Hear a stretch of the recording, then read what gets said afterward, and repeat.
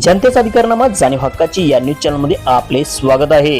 कोल्हापुरात युवकाचा निर्गुण खून, पूर्व वैमनस्यातून कृत्य, 2 हल्लेखोर ताब्यात। राजारामपुरी येथील 15व्या गल्लीत आरके वालावलकर शाळेच्या परिसरात पूर्व वैमनस्यातून पंकज निवास भोसले वय वर्ष 32 मूळ राहणार कनननगर याचा 4 हल्लेखोरांनी काठीने व दगडाने ठेचून निर्गुण खून केला।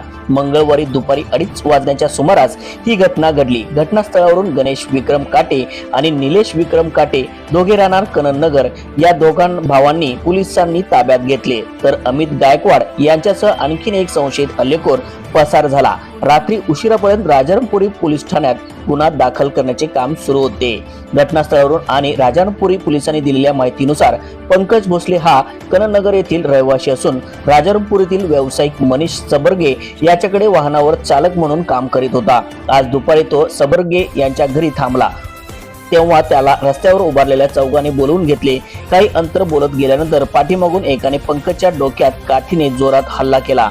त्यामुळे जीव वाचण्याच्या पंकज धावत सुटला, मात्र कर्णिक पथ चौकात त्याला पाडून चौघांनी हल्ला चढवला। एकाने छातीवर बसून दगडाने त्याचे डोके ठेचले। रक्तदार थारोळ्यात पडलेल्या पंकजला चौघे 5 मिनिटे मारत होते। हा प्रकार परिसरातील नागरिकांनी राजारामपुरी पोलिसांना घटनेची माहिती दिली।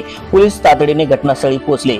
भोसले रक्ताच्या थारोळ्यात पडल्यानंतर हल्लेखोर दुचाकीवरून पळून जात होते। गायकवाड आणि त्यांचा साथीदार निघून गेले, मात्र काटे बंधूंची दुचाकी बंद पडल्याने तेथेच ते अडकून पडले।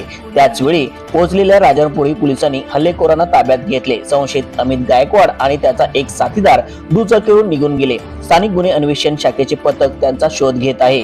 पंकज भोसले याला गंभीर जखमी अवस्थेतील पोलिसांनी सीपीआर मध्ये दाखल केले, मात्र उपचारादरम्यान त्याचा मृत्यू झाल्याचे डॉक्टरांनी स्पष्ट केले। हल्ल्याची माहिती मिळताच भोसले याची आई, 2 बहीण आणि मित्र सीपीआर मध्ये पोहोचले। राजारामपुरी पोलीस ठाण्यात गुन्ह्याची नोंद झाली। 2023 मध्ये शाहूपुरी पोलीस ठाण्यात मृत पंकज भोसले याच्यावर गंभीर मारामारीचा गुन्हा दाखल आहे। हल्लेखोर काटे बंधूवर छेडछाडीचा गुन्हा दाखल आहे। त्याच कारणातून भोसले आणि काटे यांच्या वाद धुमसत होता। खुनामागे तेच कारण असावे असा पोलीसचा प्राथमिक अंदाज आहे।